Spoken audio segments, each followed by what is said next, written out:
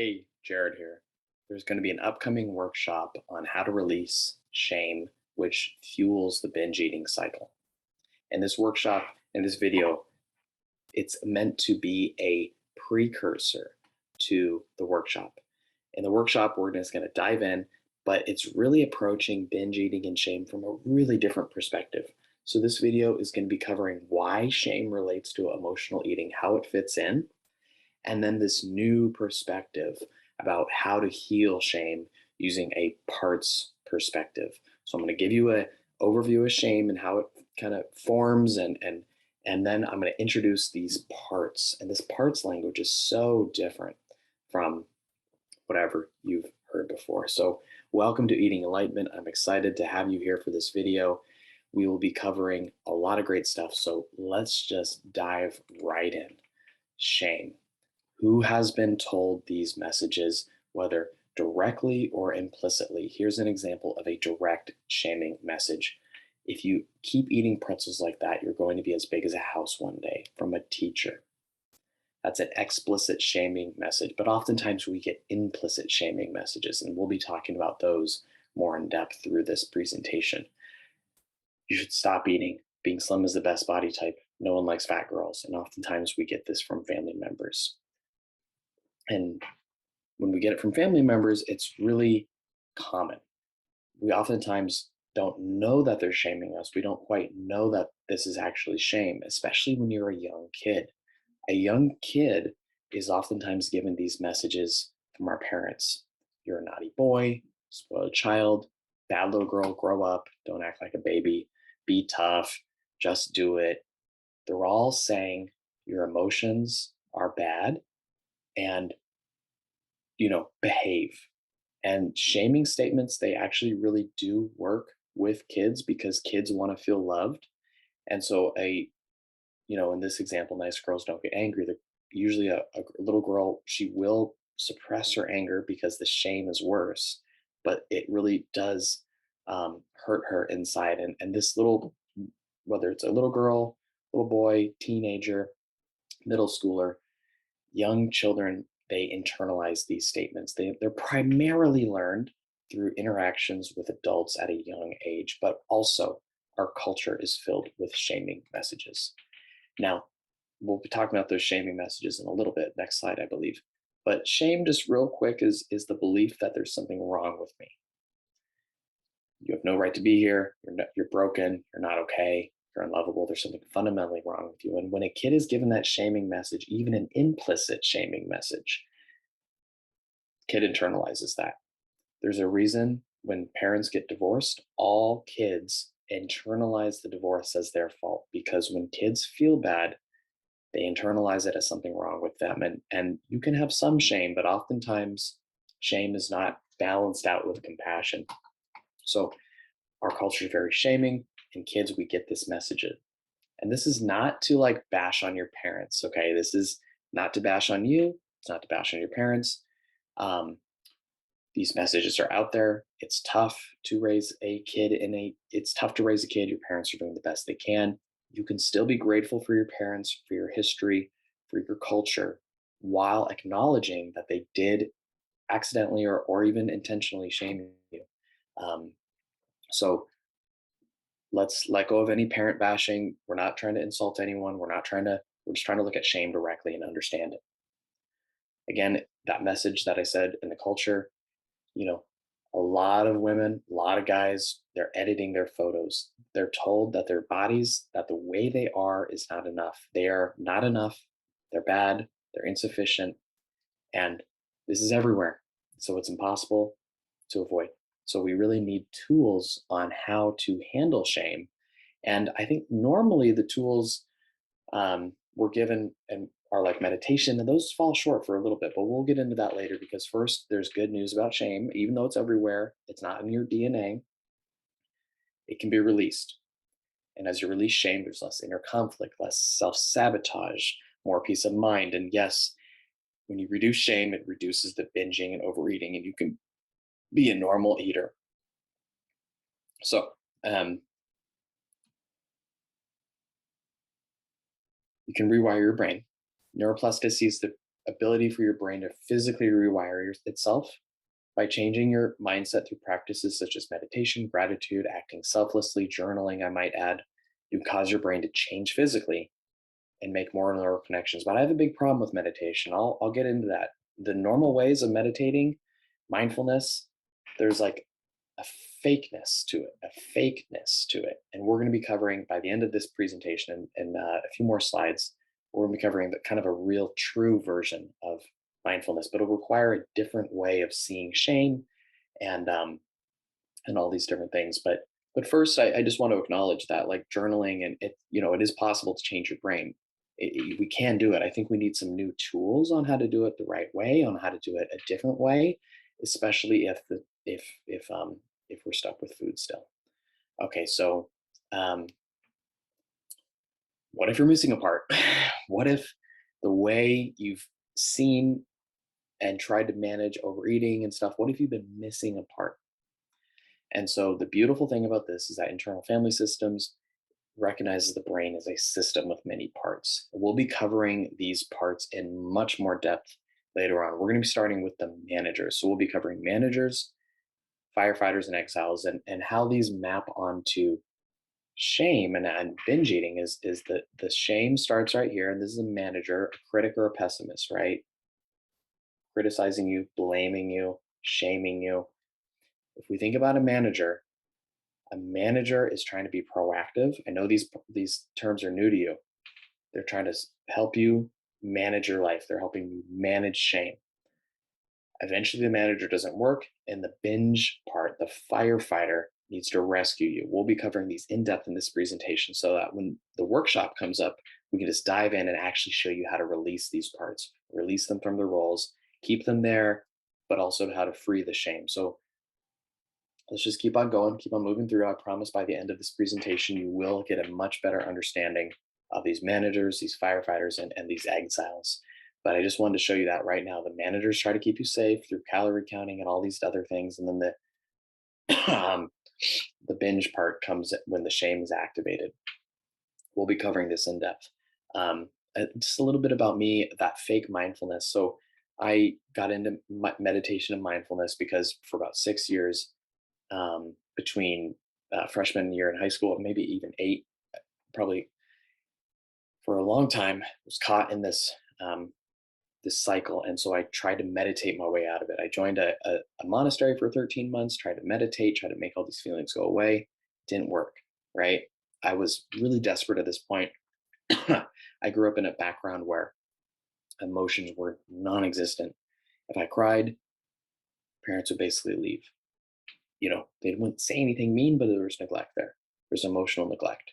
Um, and so when I started wrestling, I had all these insecurities, really wanted to belong, really just wanted to fit in, really wanted validation, really just wanted love, desperate for it. So I got really into this whole body image, weight cutting, exercising, eating right, cutting, not eating above calories, managing weight, drove me insane.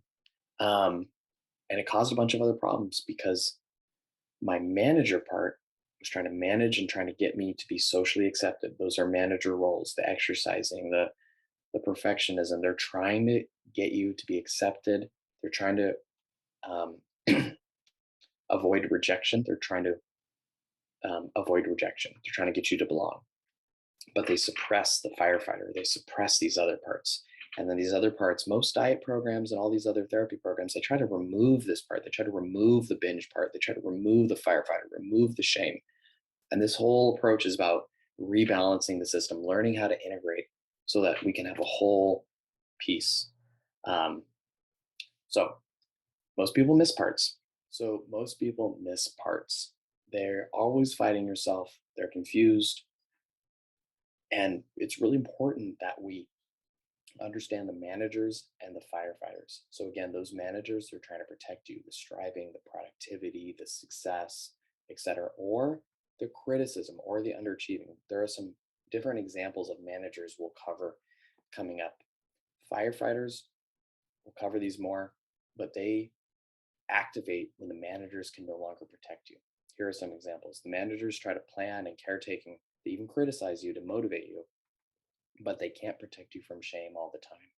And so when they can't protect you from shame, the firefighters come out. We'll be covering these in the next few slides. So, coming for some examples of those managers, people pleasing.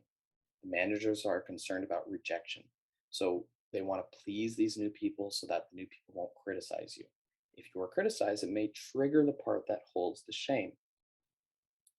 Overachievers, they feel compelled to succeed.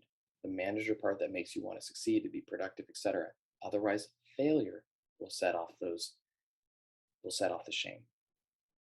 Underachievers, it's the opposite of an overachiever, but the manager's still there. The pessimism, the anxiety, the doubt, it's all trying to avoid a situation where it'll be proof that if you fail, you're bad, right? So again, trying to avoid shame. Avoidant, very similar to underachievers, but where you avoid situations where you could be exposed, right? This fear that if people only knew you, they wouldn't love you. So these are examples of managers, how they try to keep you away from shame. But um, you know,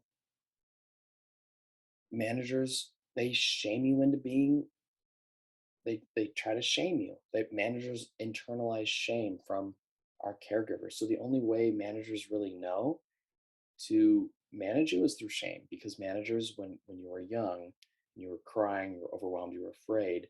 Remember those messages that the adults give young children, shame messages. You're bad, you're unworthy, it's your fault. These beliefs get internalized by the little kid, and the managers hear the way the parents and culture are treating the overwhelm, the emotionality. And so the managers start repeating the same phrases that your parents and culture told you. It's your fault, you're bad, be better, you're weak. And so unfortunately, it's true, this beautiful quote, it isn't what happens to us that causes us to suffer, it's what we say to ourselves about what happens, right? So when something bad happens, these managers activate and they say bad things to us because that's what they learned. And because of this, managers, they can never protect you 100%. There are things outside of the manager's control. Don't get a job promotion, split up with a partner. Even a coworker or a friend gives you food and you've already eaten enough. I remember this binging one time because um, a friend, I couldn't say no to a friend. They brought over food, so I had food, and then this got triggered because it wasn't perfect. And then and then once I was triggered, then the firefighter came out and tried to relieve all the shame by even binging even more, right?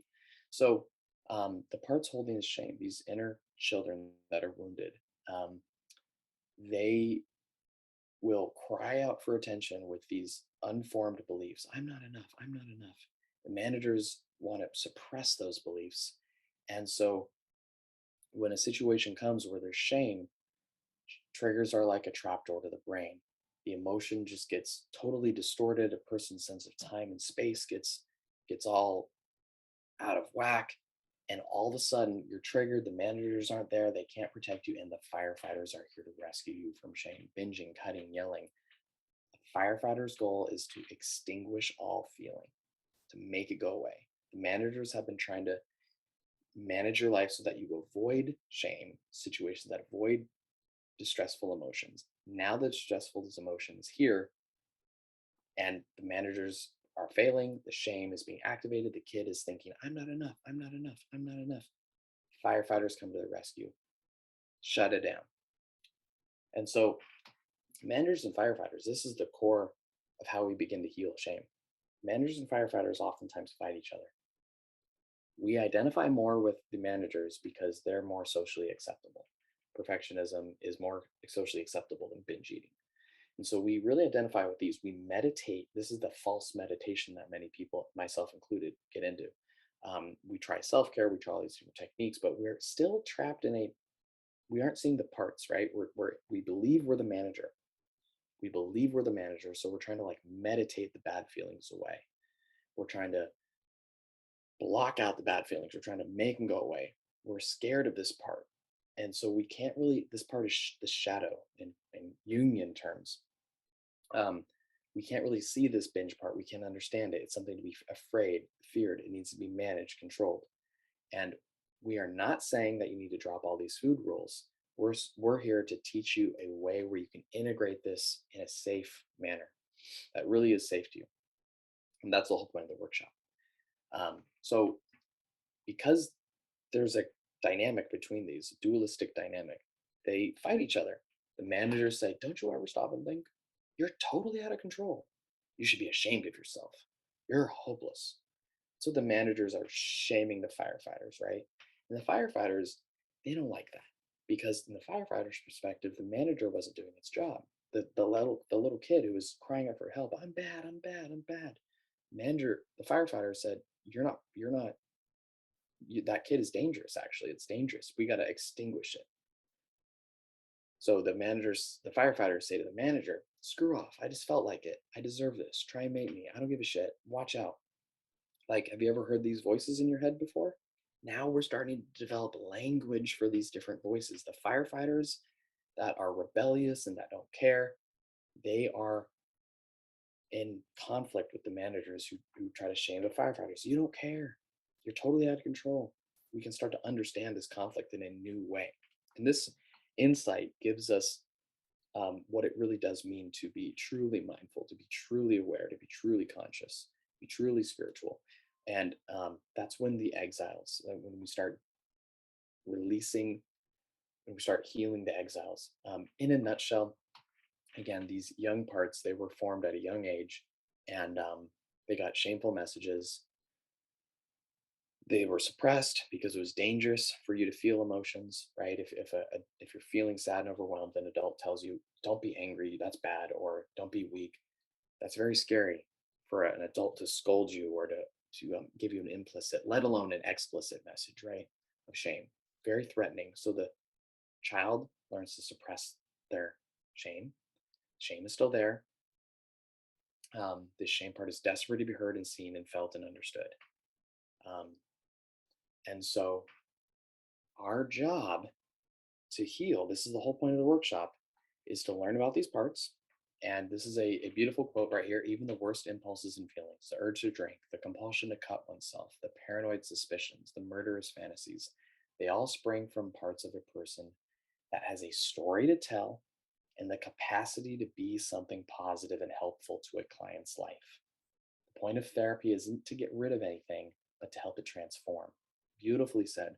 Our goal is to learn about the managers. There's a way we'll cover on the workshop where we can get to know them, get to know their story, help them release in a safe way. We check in with them. We got to work with their permission. They are like people. It is a weird thing to think of these parts as people. Normally, you don't think about this way, but we can learn to talk to the managers and listen to their responses. Same with the firefighters. Help these parts be able to trust each other instead of fighting, and with and as a team, as a united whole, we can be present and witness and be with the inner child's pain. And this is the core of healing, when we can sit with the distress of this little kid who thinks he or she is not enough, who thinks, "If I am seen, they won't love me." And our job is to just be with this little kid who believes it, to see them, to love them, and just to be with it, not to force this process. This takes a little bit of time. Um, but to, and then as the shame is released and seen, then the managers and protectors don't need to try so hard to protect you from shame because it's been released. So that's our workshop. Um, we've covered why shame relates to emotional eating and how to begin healing shame from this parts perspective, which is a bit different. And we're going to be doing a live demonstration on this in the community. That's at https eatingenlightenment.com/community. The link's down there. So really encourage you to join the community. That's eatingenlightenment.com/community. And that'll be it. Thank y'all.